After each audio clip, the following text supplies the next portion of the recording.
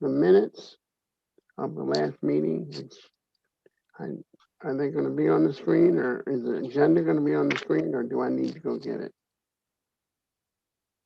No. Oh, Yeah, okay. The minutes of December 15th, 2020. Do I hear a motion for approval? I move approval of the minutes for December 15th, 2020. I second. All in favor? Aye. Aye. Opposed? And the minutes are approved. And for the record, I will introduce the members of the Budget, Finance, and Audit Committee. Roy Priest, Commissioner, Fran Kelleher, Commissioner, and I'm Rick Nelson. We will now go to the next item, which is the discussion of the FY21 budget reforecast. And this is a daunting task.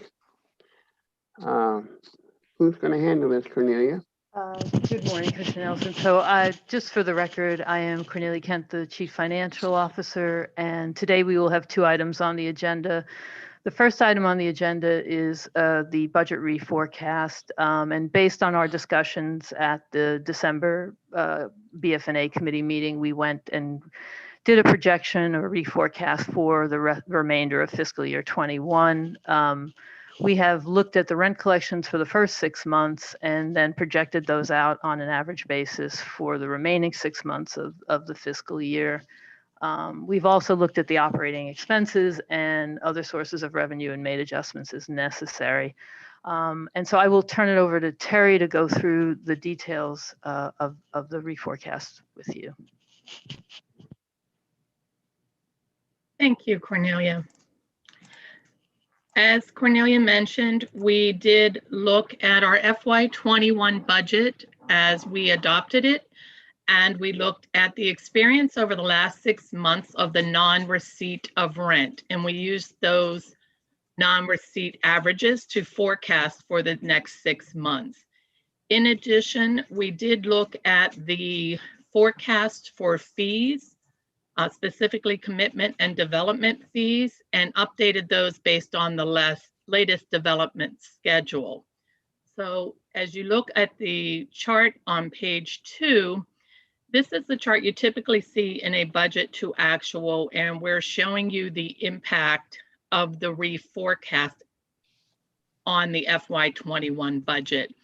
Based on the new revised schedule for our development and financing, the income in the general fund is projected to increase by about $748,000. That is 40% of the additional fees that are anticipated in FY21. If you go down slightly to the OHRF, that is where you see the 60% of the impact of the fees, and that is restricted to the fund. In the Opportunity Housing Fund, the original FY21 adopted budget included a loss of $2.9 million in rental income, of which $2 million impacted our unrestricted cash. The reforecast increases this loss by $2.6 million, of which $1.5 million impacts unrestricted cash from the properties. As a portfolio, we are collecting approximately 80% of current rent charges, and that increases to 90 to 92% across the portfolio when including payments we receive for prior month rents. We did also look at our expense structure. We did look at where we have salary lapse for salary and benefits throughout the agency, and savings in discretionary spending, as well as the additional costs that we are incurring for COVID. And at this time, we are not suggesting that we amend the expense budgets, because we do anticipate that the projected shortfall in our unrestricted properties, where they may have expenses exceeding budget, will be offset by that salary lapse. and discretionary spending. We will continue to monitor this through the year, and if deemed appropriate, we will come back in May with a new reforecast so that the commissioners can have an idea of where we anticipate will end year end. So when we combine the impacts of the additional fee income that's unrestricted in the general fund of about $748,000, and the impact on unrestricted cash flow from our properties, which if you look at that section is about 1.49 million, the net effect is that our bottom line will show a shortfall of approximately $745,000.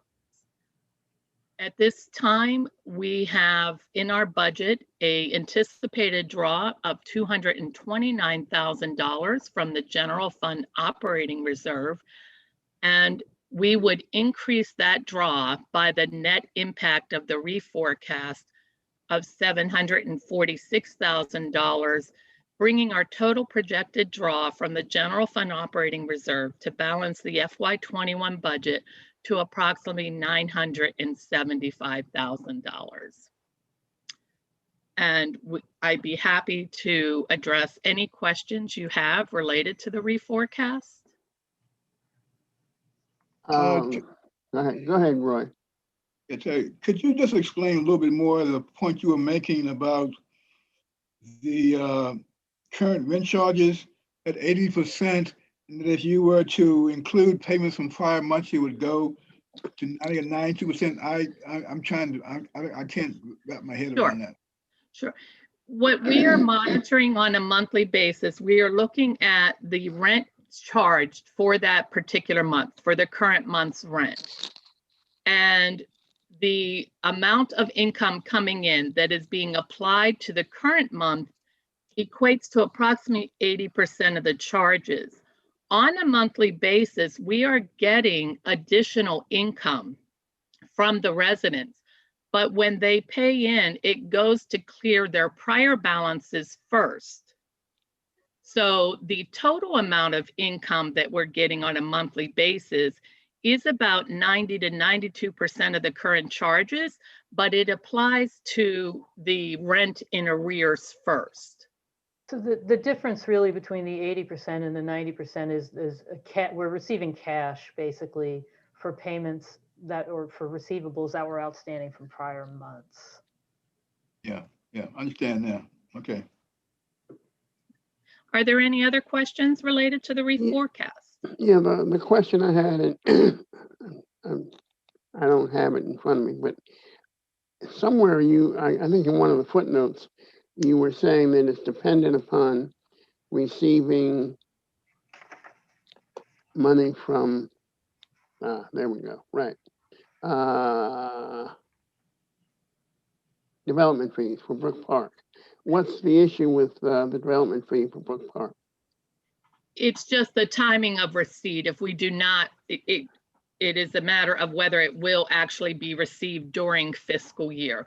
Currently, we are projecting it to be received in the fiscal year, but sometimes there is a delay in the receipt. One of the reasons the fee income is up this year is originally Bower Park was slated to close in June, and that closed in September. So a portion of the additional fees we're receiving this year are fees that we had projected to receive in FY20, but did not get into this year. We're just showing that in the additional fees we have, with the exception of Bower Park, we do believe at this time all the fees will be received.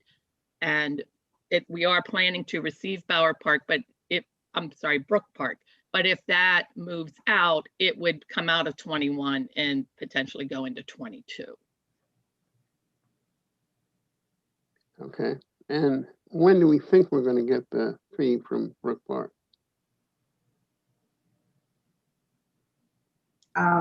This is Karen speaking.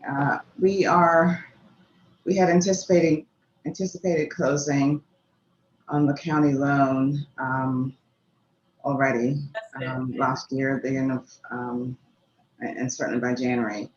The county prioritized the closing of Shady Grove because that was for HOC a much higher priority. And they also have other closing commitments on their side. And so we're anticipating closing in March. But again, we're sort of hedging based on their pipeline. Well, let's just be, it's not based, it's not solely pipeline. And commissioners, I mean, I appreciate Karine attempting to be polite, but we're at a point now where we've been sort of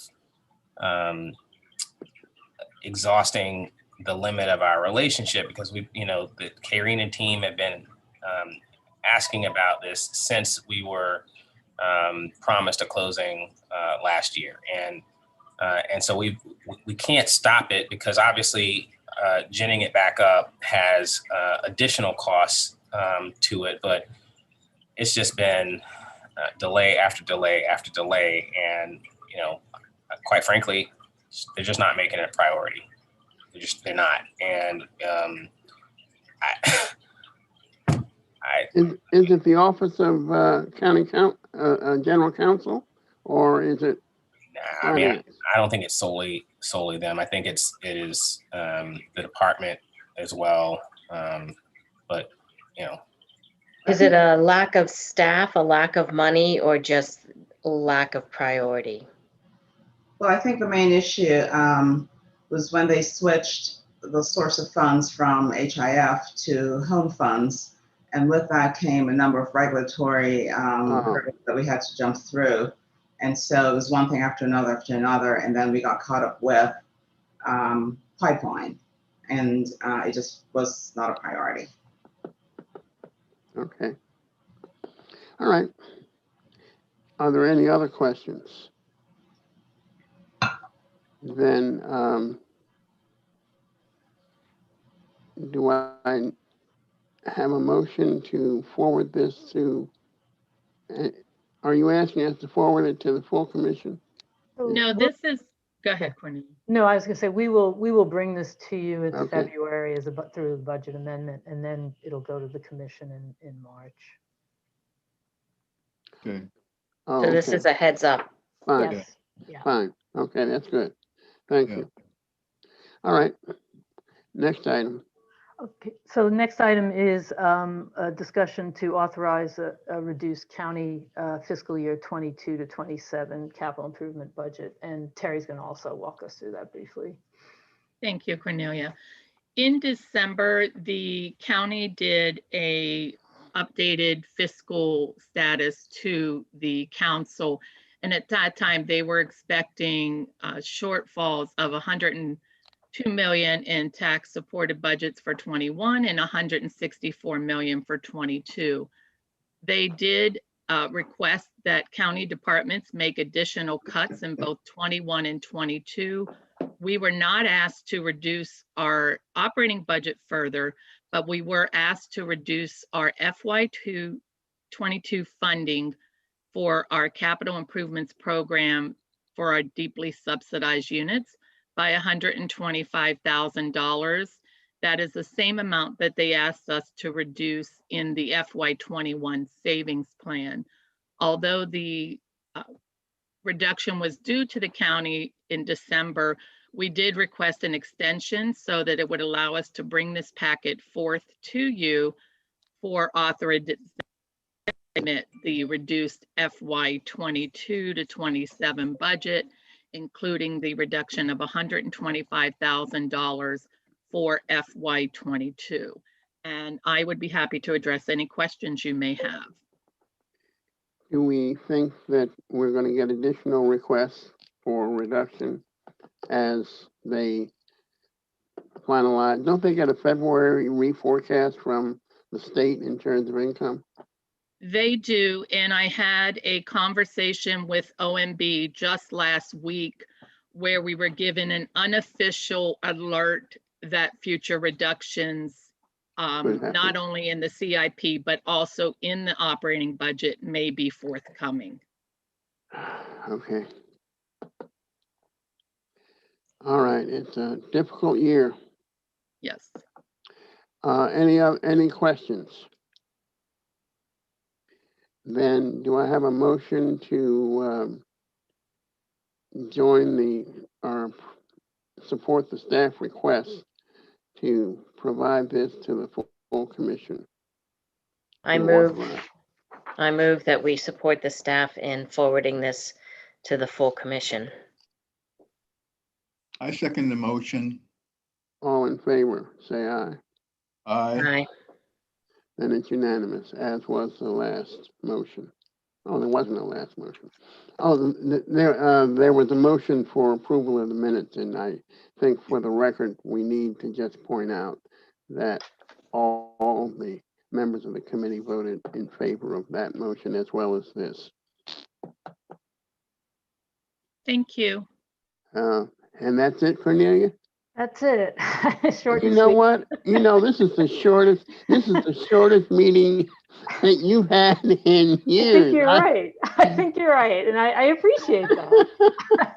When you have no money, the budget meetings get shorter. I guess that's the case.